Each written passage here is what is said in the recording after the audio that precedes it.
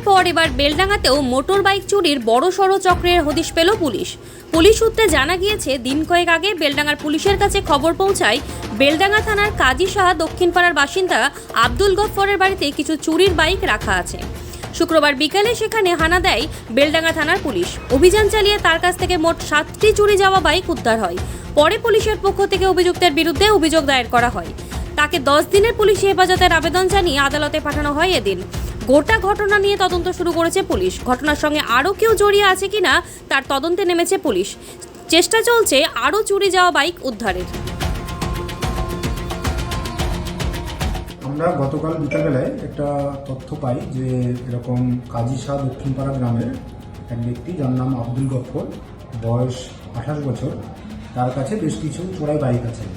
এই ইনফরমেশনের ভিত্তিতে আমরা সেখানে যাই এবং সেখানে গিয়ে আমরা টোটাল 7টা বাইক, যেগুলো চোরাই বাইক ছিল, সেগুলো উদ্ধার করি। তার মধ্যে একটা ছিল রয়্যাল এনফিল্ড, একটা ছিল TVS Apache RTR, hero Splendor ছিল 2টো, হিরো স্প্লেন্ডার সুপার ছিল 2টো, আর হিরো গ্ল্যামার ছিল একটা, টোটাল 7টা। এবং ওই আব্দুল গফফর সেই ব্যক্তির বিরুদ্ধে আমরা FIR লজ করেছি এবং 10 দিন পুলিশি হেফাজতের জন্য প্রেয়ার পাঠাচ্ছি এবং এর সাথে সাথে আমরা আশা রাখছি বেশ কিছু আরও বাইক তার কাছ থেকে আমরা উদ্ধার করতে পারব। এর কাছে কীভাবে টেস্ট করব? এর কাছে আমরা আমাদের পুলিশের যে তথ্য এবং আমাদের যে সোর্স, সেই মারফত আমরা খবর পাই যে এরকম চোরাই কারবারি করছে।